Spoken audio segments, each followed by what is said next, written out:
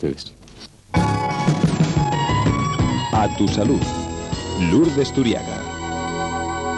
Y cuando faltan 10 minutos para las 10 de la noche, una hora menos en las Islas Canarias, saludamos al doctor López Brown. Buenas noches. Hola, buenas noches. Es especialista en alopecias y decía que desde luego al doctor Borrell no se le cae el pelo, pero hay un alto porcentaje de españoles que se pasan la vida mirando los cabellos que quedan en el peine cuando todavía quedan cabellos en el peine.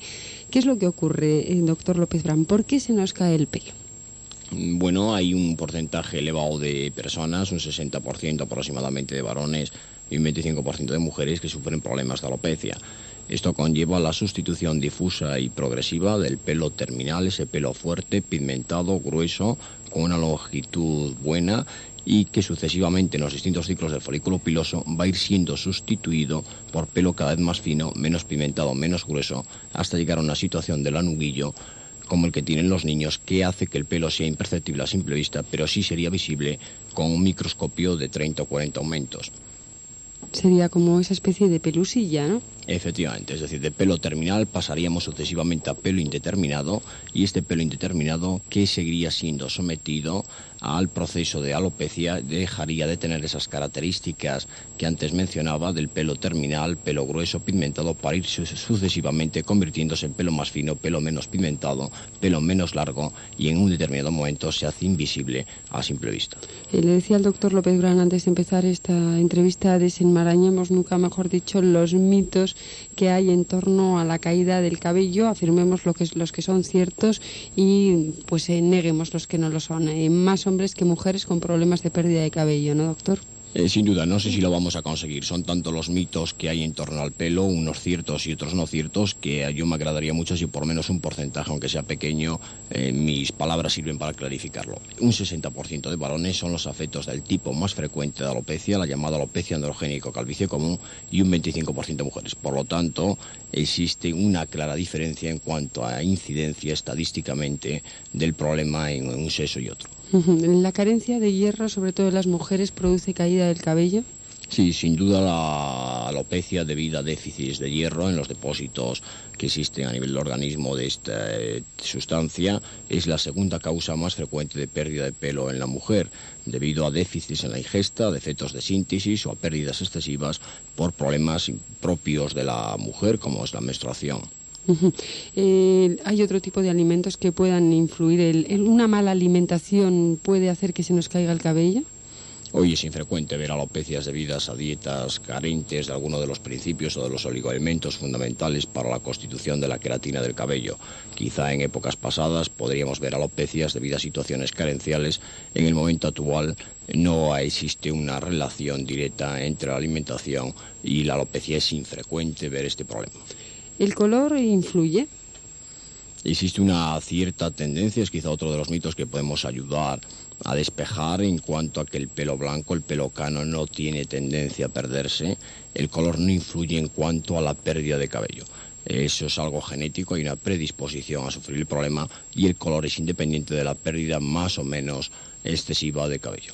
Ha mencionado usted el cabello blanco y bueno, hay un refrán que dice que cuando se arranca una cana salen 7. Parece que eso es absolutamente falso también, ¿no? Efectivamente, no existe ninguna relación, es todo un problema de predisposición genética a sufrir tras esa transformación del pelo negro en pelo cano y motivado en algunas ocasiones por algunos factores exógenos añadidos, pero casi siempre existe una predisposición hereditaria a sufrir el problema de canicie. ¿Se puede quedar el pelo blanco por un disgusto?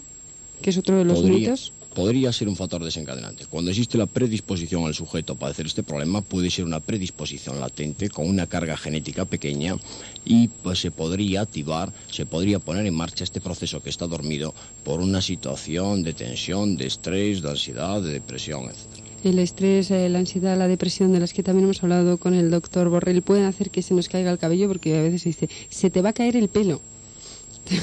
Sin duda, para que haya un proceso de alopecia androgénica calvicie común, que es el tipo de alopecia más frecuente y aquella que constituye el motivo de consulta en épocas como la primavera, más frecuente en los dermatólogos, y además que provoca graves repercusiones psicológicas en algunos de los pacientes que la sufren, para que se produzca este tipo de alopecia son necesarios dos factores determinantes: una predisposición genética a sufrirla y una alteración hormonal. Ahora, esa predisposición genética a sufrir el problema de alopecia puede ser discreta y puede estar latente y un individuo puede vivir con ella todo el tiempo sin verse afecto del problema. En algunas ocasiones, por la actuación de una serie de factores desencadenantes, se podría poner en marcha. Y en el caso de que ya estuviese en marcha, podría agravarse. Entre esos factores desencadenantes, desde luego, la constitución y psiquismo del individuo ocupa un lugar muy importante. Y usted ha mencionado la primavera, que se llena más la consulta del dermatólogo. Yo no sé si es cierto que en primavera y en otoño se cae más el cabello. Existe una cierta tendencia, sobre todo en otoño, a señalar que la caída del cabello es más importante. Es verdad que en países en los cuales hay un descenso de la temperatura importante, yo no sé si el nuestro se podría incluir dentro de ese grupo, hay una aceleración de una fase del ciclo de folículo piloso, que es la llamada fase telógena o fase de caída del cabello, con lo cual el número de pelos que tenemos en esa fase se incrementa y la pérdida del mismo es mayor. El cabello está vivo, doctor López Durán, pero se renueva, ¿no? Lógicamente, un adulto normal, independientemente del sexo, tiene entre 100 y 150.000 pelos en cuero cabelludo.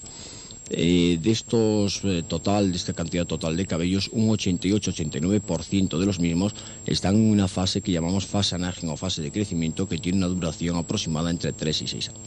Un 1%, es decir, alrededor de 1.000, están en una fase llamada fase de catágen o fase de reposo, que dura pues escasas semanas. Y finalmente un 10% de los cabellos que un individuo normal tiene en cuero cabelludo están en la llamada fase telógena o fase de reposo.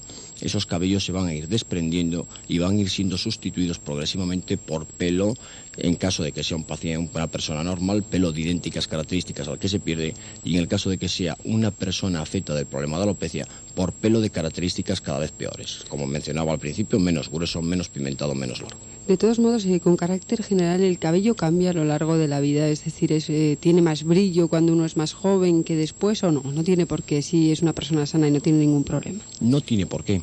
No tiene por qué, al igual que uno un día se levanta y se observa mejor aspecto y le puede decir incluso a alguien qué buena cara tienes hoy o qué mala cara tienes, el cabello pues pasa un poco lo mismo. Está sometido a una serie de situaciones, pero que no están directamente relacionadas con la edad. Con la edad estaría de relación lo que es el envejecimiento normal del folículo piloso ligado al envejecimiento general del organismo. Existe una pérdida del número de folículos pilosos a nivel de cuero cabelludo. Un recién nacido tiene aproximadamente 1.180 folículos por centímetro cuadrado. En la tercera década el número de folículos por centímetro cuadrado se reduce drásticamente hasta los 600, 620, y en la quinta década este número baja todavía hasta los 400, 500. Entonces hay un envejecimiento normal que hay que desligar perfectamente de aquellas situaciones patológicas, y hay que informar correctamente al paciente que una pérdida de una determinada cantidad de cabello puede ser totalmente normal sin ningún proceso patológico. Los tratamientos se parece que son más efectivos con las mujeres que con los hombres, ¿no, doctor López Durán? Sin duda. Sin duda. Eso no es un mito. No es un mito.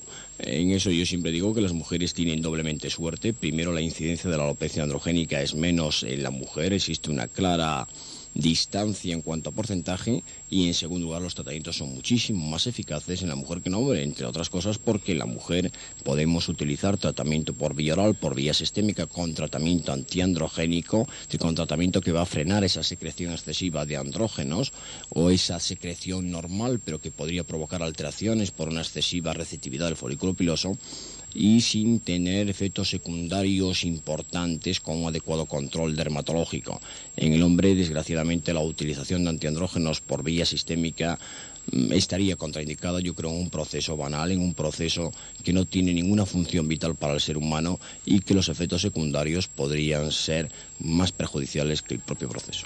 Pues doctor López Durán, yo creo que algunos mitos sí hemos conseguido comentar. De todos modos, si le parece bien, quedamos emplazados para una nueva conversación, porque hay otros muchos temas que querríamos comentar con usted. ¿Le parece bien? Muchas gracias, estoy dispuesto, vamos, cuando quiera. Volveremos a invitarle a nuestro programa, doctor Borrell, también le volveremos a invitar. Gracias por habernos acompañado esta noche y habernos hablado de este encuentro importantísimo sobre neurociencias básicas, neurología y psiquiatría, una preocupación importante en todo el mundo. Gracias a los dos por estar aquí, gracias también a todos los que han estado ahí al otro lado del receptor de radio escuchándonos.